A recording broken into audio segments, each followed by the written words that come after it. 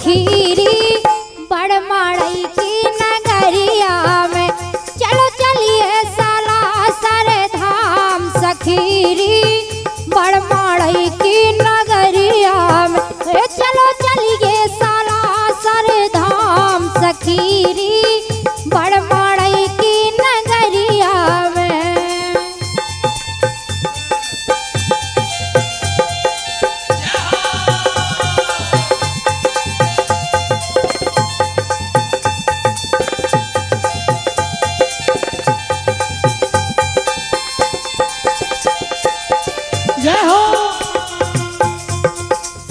हे अरे हारी सखीरी, हे अरे हारी सखीरी रोग दोग सब मिट रहे हैं।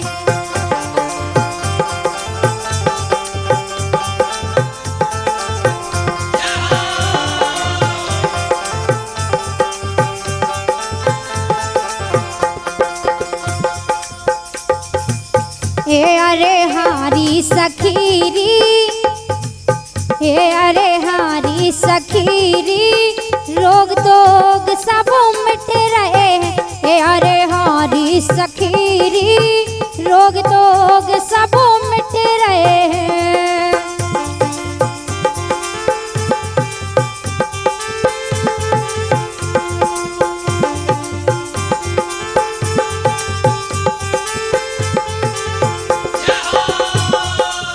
हे अरे हारी सखीरी रोग दोग सब मिट रहे हैं। ओते मिलतई, हे ओते मिलतई तोरा ते आराम सखीरी बड़ माड़ई की नगरिया में। चलो चलिए साला सर धाम सखीरी बड़ माड़ई की नगरिया में।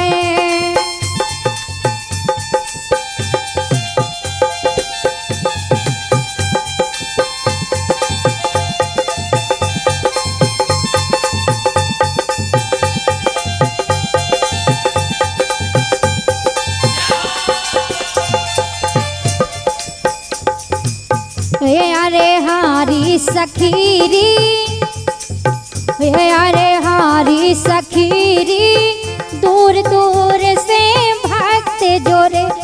अरे हारी सखीरी दूर दूर से भक्त जोरे।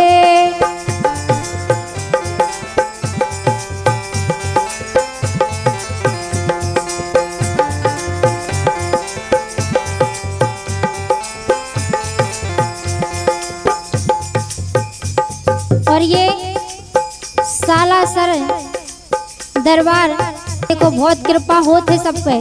और जो भजन सुन रहे हैं आप लोग पवन कैसेट पठा टीकमगढ़ के माध्यम से देखो। ये अरे हारी सखीरी दूर दूर से भक्त जोरे।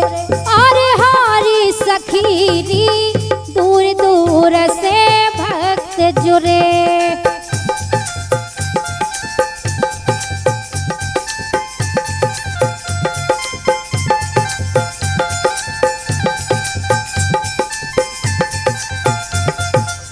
ये उते बाझन ललना झोला,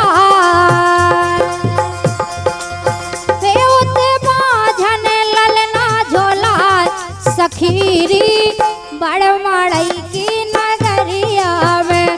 चलो चलिए साला सर धाम सखीरी बड़ माड़ई की नगरिया में।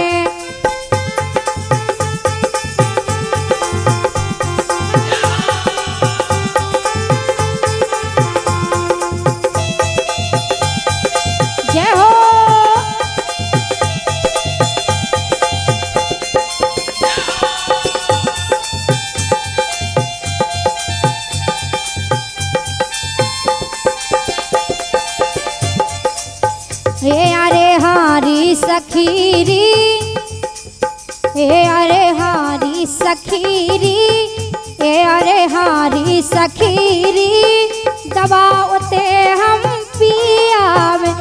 अरे हारी सखीरी दबावते हम पियावे।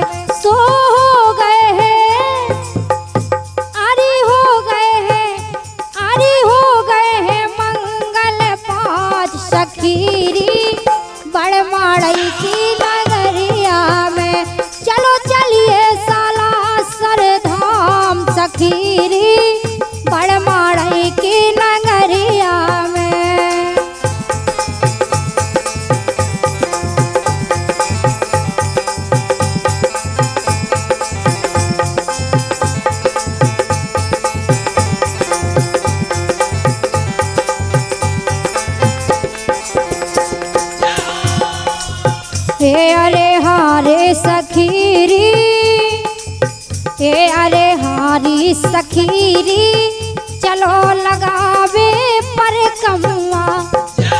ए अरे हारी सखीरी चलो लगावे पर कमुआ। सब बन जे है बिगड़े काम सखीरी।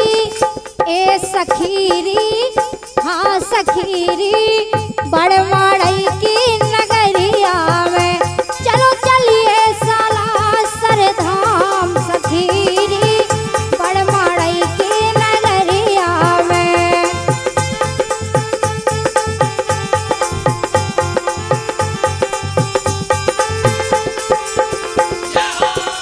चलो चलिए साला सरधाम सखीरी बड़ माड़ई की नगरिया में।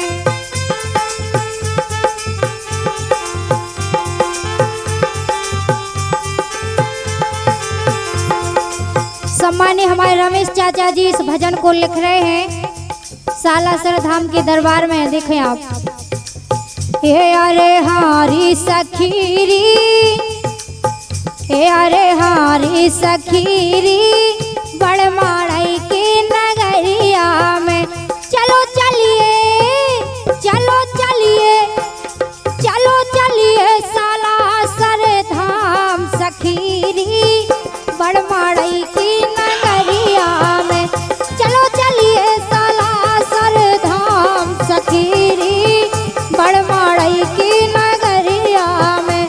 चलो चलिए सालासर धाम सखीरी बड़ माड़ई की नगरिया। बुंदेली पारंपरिक व मर्यादित गीत गायिका रजनी सिंह हलचल से आप ये गीत सुन रहे थे पवन कैसेट पठा टीकमगढ़ के माध्यम से। चलो चलिए सालासर धाम सखी